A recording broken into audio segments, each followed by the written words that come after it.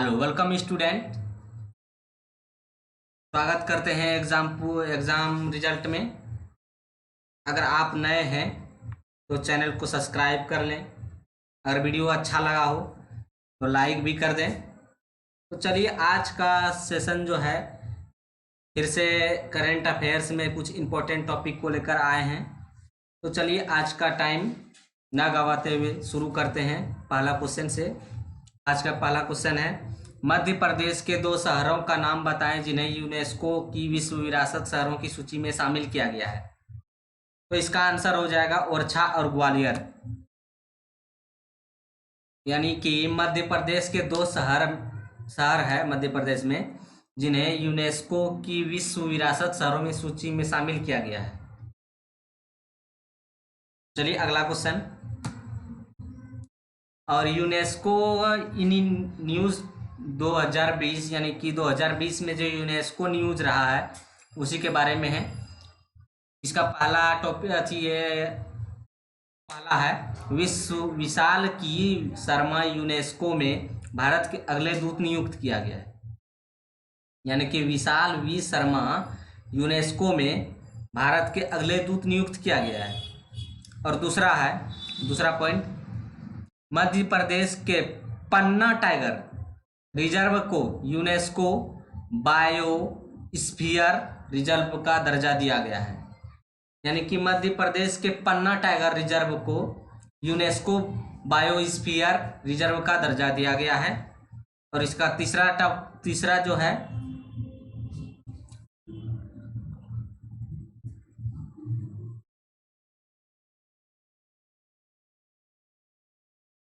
और इसका अगला जो है यानी कि गंजाम जिले के वेंकटायपुर और जगत सिंहपुर जिले के नौलियासहाय ओडिशा के दो तटीय गांवों को यूनेस्को द्वारा सुनामी के लिए तैयार घोषित किया गया है।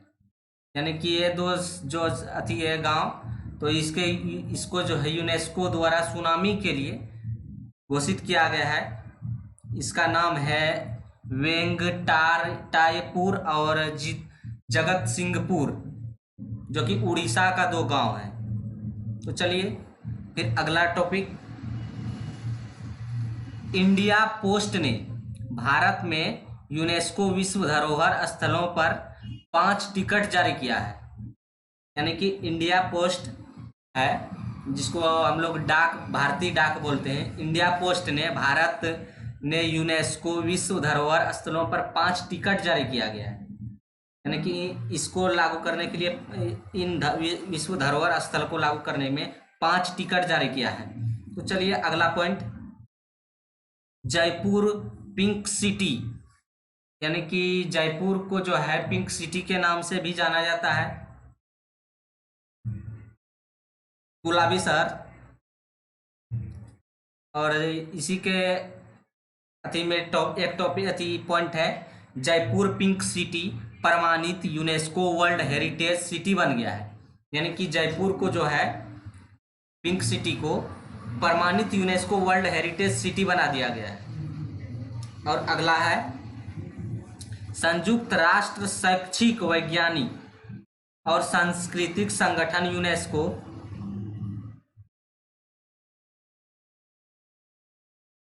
का जो है स्थापना हुआ है 16 नवंबर 1945 में। और 16 नवंबर 1945 में इसका हेडक्वार्टर जो है पेरिस, फ्रांस है। पेरिस का जो है राजधानी फ्रांस है।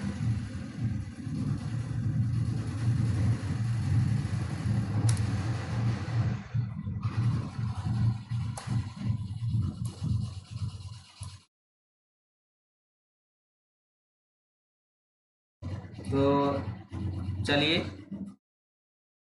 और इसका जो है आंड्रे ओजोल फ्रांस, इसका जो है डायरेक्टर जनरल है, यानी कि अध्यक्ष।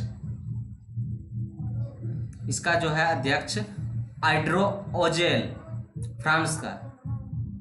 तो चलिए अगला क्वेश्चन, जलवायु परिवर्तन प्रदर्शन सूचकांक CCPI 2021 में भारत का रैंक कैमा था, यानी कि कितना नंबर पे भारत था?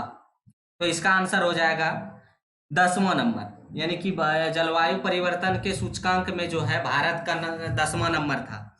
चलिए अगला क्वेश्चन, 2023 हिंद महासागर द्वीप खेलों के मेजबान के रूप में किस राष्ट्र ने मालदीव का स्थान लिया है? यानी कि हिंद महासागर जो द्वीप खेल होता है उसमें 2023 में हिंद महासागर जो द्वीप खेल होने वाला था उसका मेजबानी अब मालदीव नहीं करेगा, मालदीव के स्थान पे दूसरा देश अब खेलेगा। उसका जो है जगह कौन लिया है उसी के बारे में। उसका जगह जो है मेडागास्कर ने लिया है मालदीव का स्थान। चलिए अगला question, sport game host in news 2020, यानी कि 2020 में जो स्पोर्ट गेम है वो कहाँ है? यानी कि मेडागास्कर ने मालदीव को 2023 हिंद महासागर द्वीप खेलों के मेजबान के रूप में प्रतिस्थापित किया है। वही बोले ना जो कि मालदीव के जगह पे मेडागास्कर आया है, अब वो मालदीव नहीं मेजबानी करेगा। और इसका अगला जो है पॉइंट स्पोर्ट वाला, भारत की योजना 2021 में ब्रिक्स खेलों की मेजबानी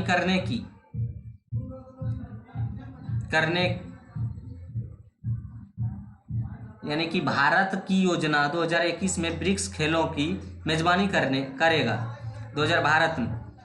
2021 में भारत करेगा ब्रिक्स खेलों का मेजबानी। और अगला टॉपिक है, यानी कि अगला पॉइंट, 2021 में ICC पुरुष T20 विश्व कप की मेजबानी भारत करेगा। यानी कि 2021 में जो महिला T20 होता है, 2021 में महिला T20 वो ऑस्ट्रेलिया करेगा, और पुरुष का जो है ICC पुरुष T20 वो भारत करेगा 2021 में। अगला पॉइंट, श्रीलंका 2021 में एशिया कप की मेजबानी करेगा। यानी कि 2021 में एशिया कप जो होगा श्रीलंका करेगा उसका। और अगला पॉइंट है, 2022 में एशिया कप की मेजबानी करने वाला पाकिस्तान है। यानी कि 2022 में एशिया कप का मेजबान जो करेगा, यानी कि जहां खेला जाएगा वो पाकिस्तान करेगा। तो चलिए अगला पॉइंट, UAE में IPL 2020 के 13वें सीजन, यानी कि इंडियन प्रीमियम लीग जिसको IPL बोला जाता है, तो उसका जो है 13वां संस्करण UAE यानी कि दुबई में किया गया था, यानी कि संयुक्त अरब अमीरात UAE में। तो UAE की राजधानी हो जाता है अबू धाबी। चलिए अगला पॉइंट, महिलाओं का T20 चैलेंज शारजाह UAE में आयोजित किया जाएगा। यानी कि महिलाओं का जो T20 चैलेंज शारजाह UAE में आयोजित किया जाएगा। चलिए स्पोर्ट वाला तो खत्म हो गया। चलिए अगला क्वेश्चन देखते हैं, स्पोर्ट गेम होस्ट इन 2020। चलिए और कुछ टॉपिक है आप लोग को बता देते हैं। ऑस्ट्रेलिया 2020 ICC महिला T20 विश्व कप का मेजबान करने के लिए तैयार है। यानी कि ऑस्ट्रेलिया 2022 ICC महिला T20 का बताएं, जो 2022 में महिला T20 का जो है वो ऑस्ट्रेलिया मेजबान करेगा। और अगला पॉइंट है, दिसंबर 2021 में चौथे एशियाई युवा पैरा खेलों का मेजबानी करने के लिए बहरीन करेगा। बहरीन भी एक देश का नाम है, वही करेगा। दिसंबर 2021 में चौथा एशिया युवा पैरा खेल मेजबानी करेगा। चलिए अगला पॉइंट, भारत 2020 SFC महिला एशियान कप की मेजबानी करने का अधिकार देता है। चलिए अगला पॉइंट, ऑस्ट्रेलिया और न्यूजीलैंड ने 2023 महिला विश्व कप के लिए मेजबान का नाम रखा है। ऑस्ट्रेलिया और न्यूजीलैंड ने 2023 में महिला विश्व कप के लिए मेजबान का नाम रखा है, यानी कि 2023 का जो महिला विश्व कप होगा वो ऑस्ट्रेलिया कर सकता है या न्यूजीलैंड कर सकता है, ये दोनों में से कोई एक देश कर सकता है। अभी तक पूरा फिक्स नहीं हुआ है। चलिए अगला क्वेश्चन, मेडागास्कर जो कि एक देश है उसका राजधानी हो जाएगा एंटानारिवो। एंटानारिवो मेडागास्कर का राजधानी हो जाएगा और इसका मुद्रा जो है यानी कि करेंसी वो अरियारी हो जाएगा, यानी कि मेडागास्कर का राजधानी एंटानारिवो और मुद्रा आरियारी। चलिए अगला देख लेते हैं, विश्व स्वास्थ्य संगठन यानी कि WHO फाउंडेशन के लिए पहले मुख्य कार्यकारी अधिकारी CEO के रूप में किसे नियुक्त किया गया, यानी कि WHO के पहले मुख्य कार्यकारी अधिकारी CEO किसे चुना गया है, यानी कि नियुक्त किया गया है। तो इसका आंसर हो जाएगा अनिल सोनी। अनिल सोनी को जो है WHO फाउंडेशन का मुख्य अधिकारी चुना गया है। चलिए अगला क्वेश्चन, किस देश ने UNCTAD का 2020 संयुक्त राष्ट्र निवेश प्रोत्साहन पुरस्कार जीता है? तो इसका आंसर हो जाएगा भारत। भारत ने ही UNCTAD का 2020 संयुक्त राष्ट्र निवेश प्रोत्साहन पुरस्कार जीता है भारत ने। चलिए अगला क्वेश्चन, नेपाल और चीन द्वारा किए गए नए सर्वेक्षण के अनुसार माउंट एवरेस्ट की ऊंचाई से कितनी अधिक है, यानी कि पहले का जो माउंट एवरेस्ट का ऊंचाई था तो अब जो है कुछ ऊंचाई बढ़ गया है। माउंट एवरेस्ट का पहले की अपेक्षा कुछ ऊंचाइयां बढ़ गई है, यानी कि चीन के द्वारा सर्वेक्षण किया गया है, चीन और नेपाल के द्वारा। तो अब जो बढ़ा है उसका ऊंचाई तो कितना मीटर बढ़ा है, तो इसका आंसर हो जाएगा 0.86 मीटर, यानी कि 1 मीटर में 14 सेंटीमीटर कम। चलिए अगला क्वेश्चन, किस राज्य की पुलिस ने ऑपरेशन ब्लैकफेस के लिए इंटरपोल से एक सॉफ्टवेयर क्रॉलर हासिल किया है? तो इसका आंसर हो जाएगा महाराष्ट्र। महाराष्ट्र ने ऑपरेशन ब्लैकफेस के लिए इंटरपोल से एक सॉफ्टवेयर क्रॉलर हासिल किया गया है। सॉफ्टवेयर का नाम है क्रॉलर, वो महाराष्ट्र ने किया है, यानी कि महाराष्ट्र का मुंबई हो जाता है, उसी ने किया गया है, वही राज्य किया गया है महाराष्ट्र ने। चलिए अगला क्वेश्चन देख लेते हैं, 2024 में पेरिस ओलंपिक में कौन सा नृत्य रूप अपना ओलंपिक आगाज करेगा? यानी कि 2024 में जो पेरिस ओलंपिक होगा तो यानी कि उसमें एक नृत्य रूप आने वाला है, उसका अपना जो ओलंपिक है आगाज कौन करेगा? तो इसका आंसर हो जाएगा ब्रेक डांस, यानी कि वो नृत्य का नाम है ब्रेक डांस। चलिए अगला क्वेश्चन, ग्रीष्मकालीन ओलंपिक खेल यानी कि गर्मी के दिनों में खेलने वाला खेल,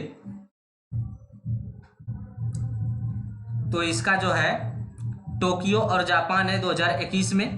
टोक्यो और जापान 2021 में क्या करेगा, और 2024 में जो है पेरिस और फ्रांस करेगा, और 2028 में लॉस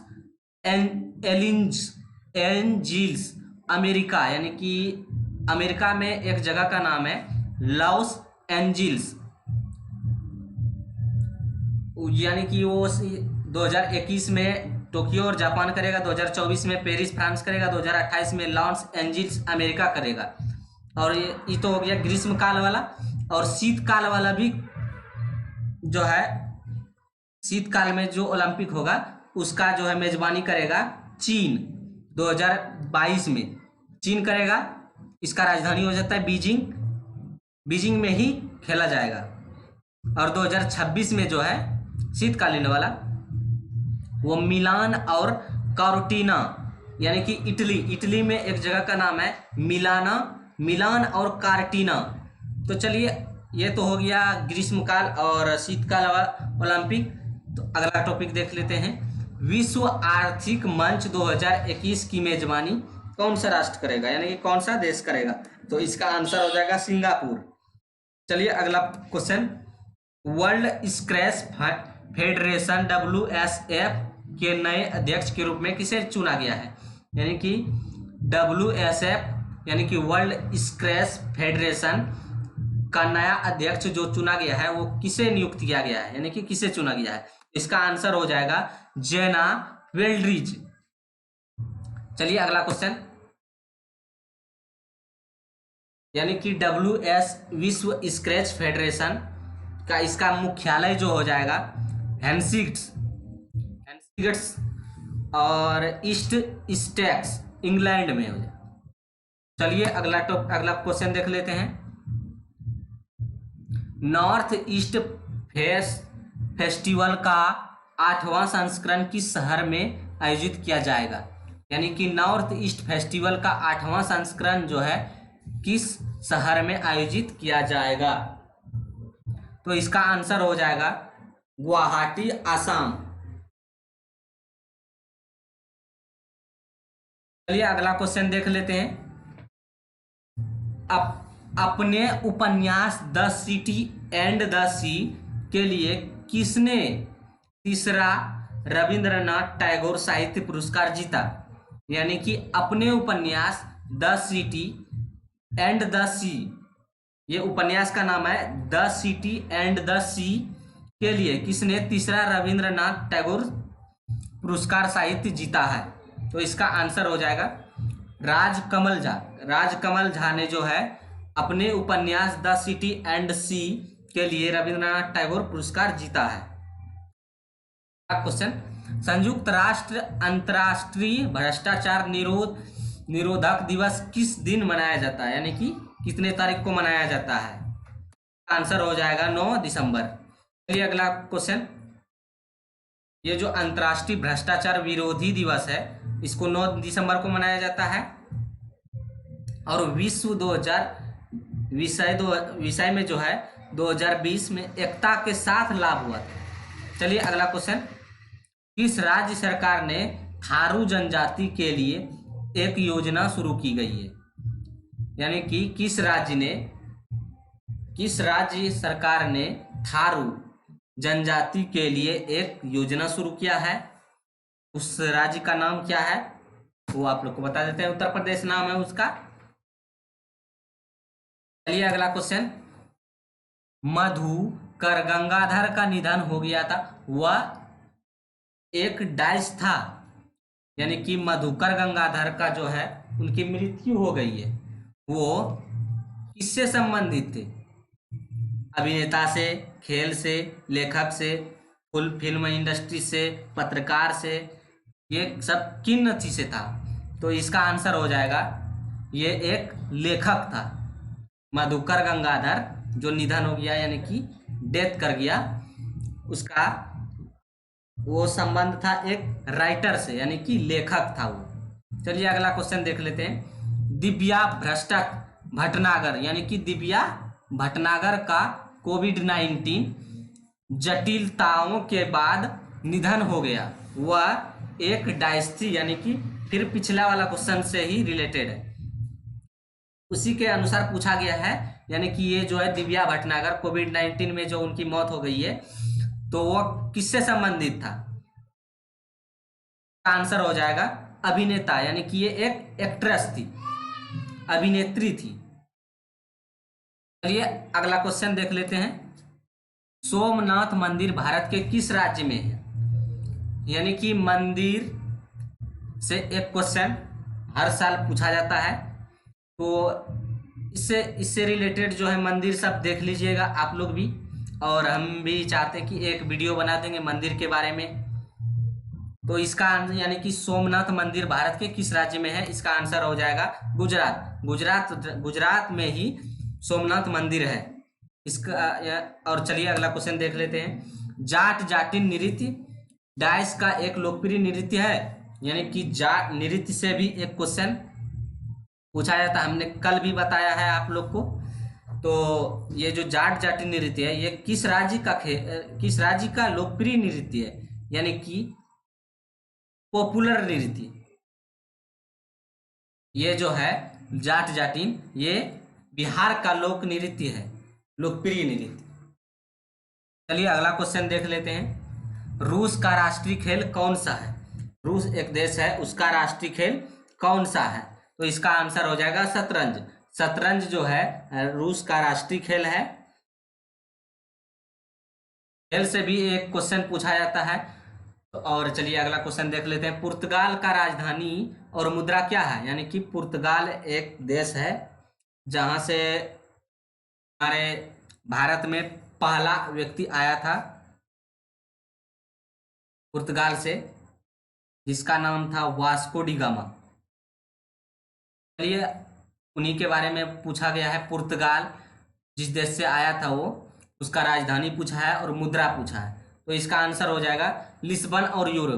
लिस्बन हो जाएगा राजधानी, यूरो हो जाएगा मुद्रा। चलिए अगला क्वेश्चन देख लेते हैं। भारत में देशभक्त के रूप में, यानी कि देशभक्तों के देशभक्त के रूप में किसे जाना जाता है? यानी कि देशभक्त तो था लेकिन उसमें से भी कुछ अच्छा वाला देशभक्त था, यानी कि पूर्ण देशभक्ति। उस बहादुर का नाम क्या था? उसका नाम था लाल बहादुर शास्त्री। चलिए अगला क्वेश्चन देख लेते हैं। महाबलीपुरम में स्मारकों का समूह, यानी कि महाबलीपुरम में स्मारकों का समूह किस राज्य में स्थित है? महाबलीपुरम में स्मारकों का जो समूह है वह किस राज्य में स्थित है? इसका आंसर हो जाएगा तमिलनाडु। तमिलनाडु में महाबलीपुरम के स्मारकों का समूह है। चलिए अगला क्वेश्चन देख लेते हैं। भारत का सबसे लंबा समुद्र तट कौन सा है? यानी कि भारत में जो है, भारत का जो है सबसे लंबा समुद्र तट वो कौन सा है? यानी कि उस समुद्र तट का नाम क्या है? चलिए इसका आंसर हो जाएगा मरीना बीच, यानी कि मरीना तट भारत का सबसे लंबा समुद्र तट है, मरीना तट यानी मरीना बीच। चलिए अगला क्वेश्चन देख लेते हैं। मिलौ ब्रिज किस देश में स्थित एक केबल स्टे ब्रिज है? यानी कि मिलौ ब्रिज जो है वो किस देश में स्थित है? एक केबल स्टे ब्रिज है, यानी कि ये जो है एक केबल स्टे ब्रिज है, केबल से कनेक्टेड है। इसका आंसर हो जाएगा फ्रांस। फ्रांस में एक मिलो ब्रिज जो कि एक केबल से कनेक्टेड है। चलिए अगला क्वेश्चन देख लेते हैं। गुरु घासीदास राष्ट्रीय उद्यान भारत के किस राज्य में है? यानी कि गुरु घासी नेशनल पार्क किस राज्य में है? तो इसका आंसर हो जाएगा छत्तीसगढ़। छत्तीसगढ़ में गुरु घासी राष्ट्रीय उद्यान स्थित है। चलिए अगला क्वेश्चन देख लेते हैं। विश्व बौद्धिक संपदा संगठन WIPO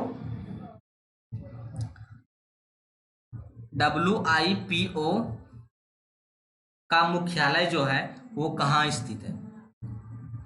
यानी कि विश्व बौद्धिक संपदा संगठन WIPO का मुख्यालय कहाँ स्थित है? इसका आंसर हो जाएगा जेनेवा, स्विट्जरलैंड। चलिए अगला क्वेश्चन देख लेते हैं। तो आज का क्वेश्चन यहीं पर समाप्त होता हुआ। तो चलिए मिलते हैं कल अगले वीडियो में। तो आज के लिए यहीं तक। अगर वीडियो अच्छा लगा हो तो लाइक कर दें, सब्सक्राइब कर दें और साथ साथ में कमेंट में भी लिख के बता दें कि वीडियो कैसा लगा। अगर आप लोग को अच्छा लगा हो तो लाइक भी कर दें, सब्सक्राइब भी कर दें और आगे शेयर भी कर दें, ताकि आपके द्वारा किसी और को भी लाभ मिल सके।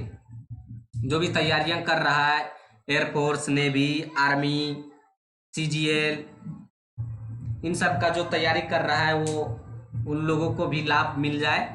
तो चलिए मिलते हैं अगले वीडियो में कल। तब तक के लिए जय हिंद, जय भारत, वंदे मातरम।